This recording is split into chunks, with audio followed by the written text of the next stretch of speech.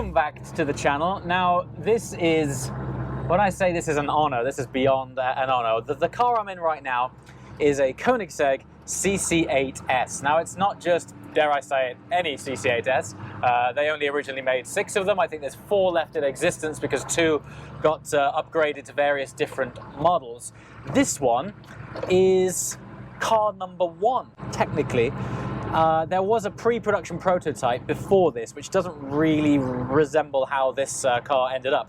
This car is the first production customer car ever made. Can you imagine the significance of that? So, any of you guys who have been following the channel for a while may have tuned into a series that we did in collaboration with the factory called The Chronicles of Koenigsegg. And the one car that evaded us during the filming of that was the CC8. And here we are. It's a massive thank you to Garage in Lucerne, Switzerland, who are the Koenigsegg dealer out here. They just so happen to own one. And we've just done one of the most incredible walk and talks around the best garage I've ever been in the world. And they said, you know what, why don't you just take it out for a spin?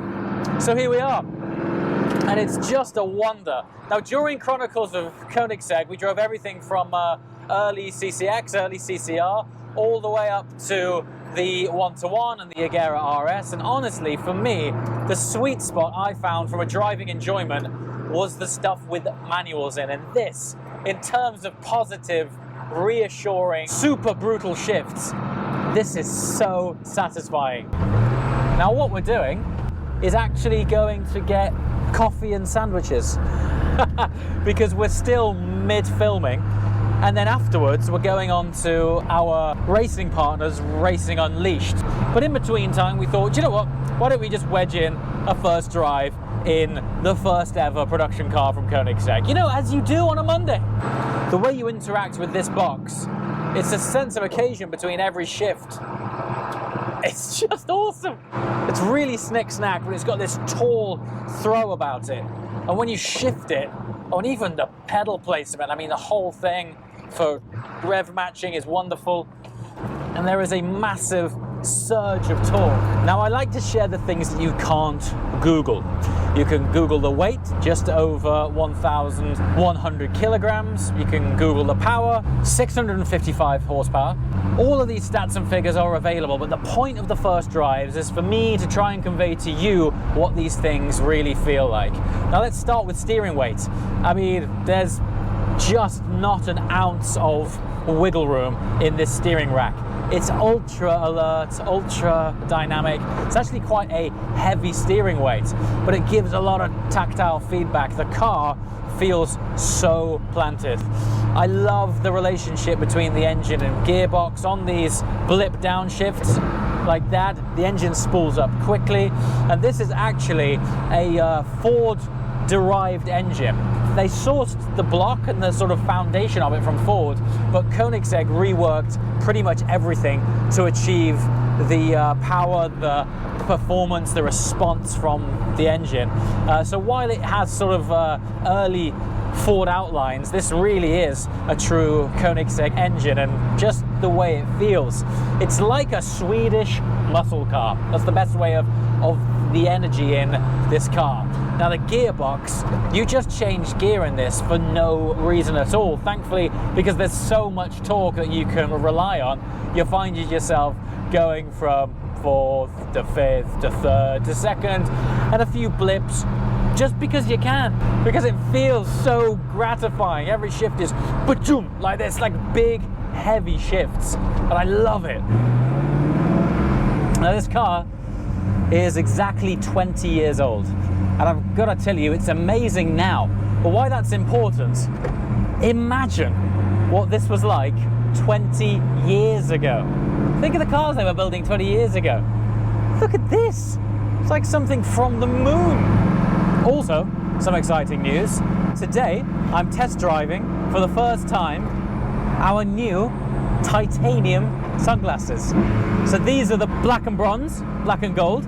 These are awesome. And for the first time, we're using a Zeiss lens. And the Zeiss lens is significant because my early cameras, which I used to film everything on the channel with, all had Zeiss lenses. So it's a nice little reference to where the channel began. I barely know they're on my face. They're so light, they're beautiful, and they're launching soon. Head over to the website, get your name down on the emailing list, and you'll be the first to know when they go live.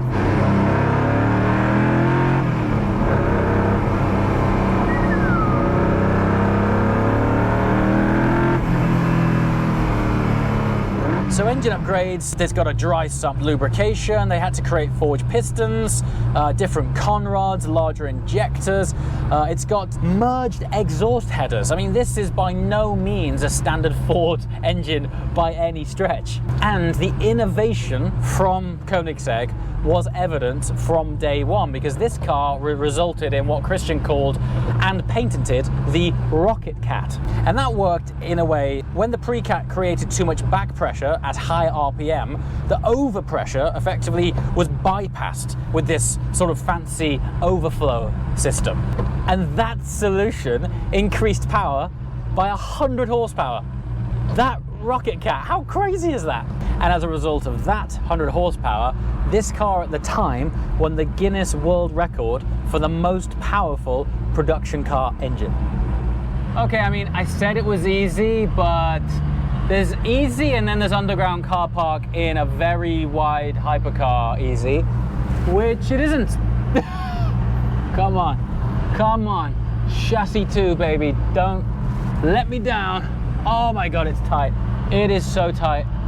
Oh, this is not what I was hoping for today. This is hilarious, absolutely hilarious. Come on, baby. Come on, you're good. You're good. Everything looks cool. Everything looks cool. Okay, is this person gonna let me? Thank you. Am I gonna have to reverse? Yeah, I am. Okay, reversing in an underground car park. This is great.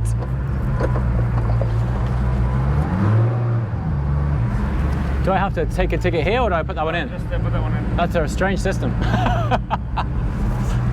Thanks, man. Try and bring you unique content.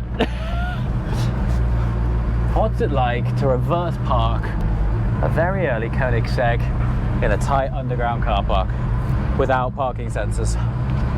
Excellent. I think, you know, I'm only sweating a little bit.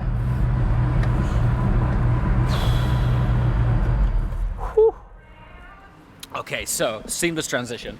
We are heading back to the airport any time now. Conveniently, we flew into Zurich in order to head to Garage and drive the Koenigsegg. And guess what's in Zurich? Look at this.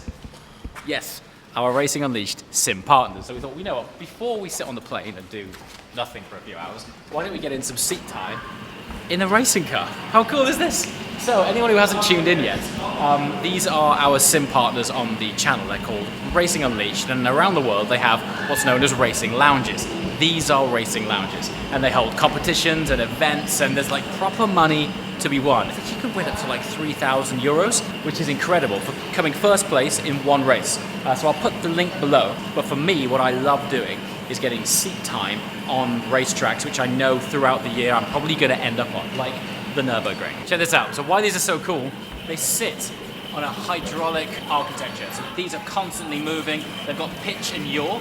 Now inbuilt inside here is this seatbelt retention system. So when you brake hard, it crushes down on your chest, simulating the deceleration of a single-seater downforce car. Anyone interested, Racing Unleashed are effectively a franchise model. So if you like what you're seeing, you love racing and sim racing, these guys are actively seeking out partners to open up racing lounges around the world. So drop us an email in the link in the description if you want to find out more about setting up your own racing lounge. As far as a business model goes, it's a lot of fun. It's amazing how hot you get in this thing. Yeah, it's crazy. Yeah. Oh, it's so good. It's crazy, like actually how serious. As soon as you get in this thing, yeah, you take it so seriously. In the tunnel. It's almost the equivalent of putting the visor down. Yeah, you know? totally. So And I love how you put the straps on everything. It's so good. So G-force button might sound a bit crazy, but in here, these belts retract like pretty hard, and it simulates the decelerative force of like heavy braking.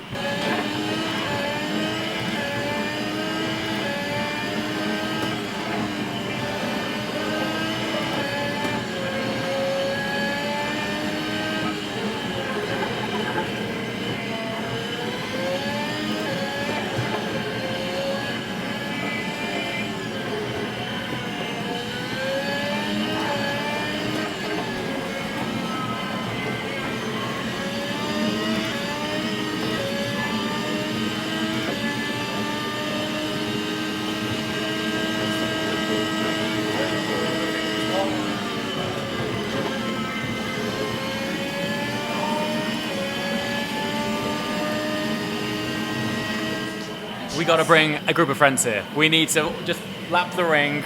Fastest time gets a free donut. Whatever, it's just great fun. We got to go. Anyway, another seamless transition. We've gone from Koenigsegg to simulator to last minute run to the airport because I got so immersed in the sim that we are, well, late. So we're going to dash. Questions and comments below. There's lots more to come. So let us know in your wildest Koenigsegg dreams what would you like to see. As always, thanks for watching. We shall see you next time. Ciao.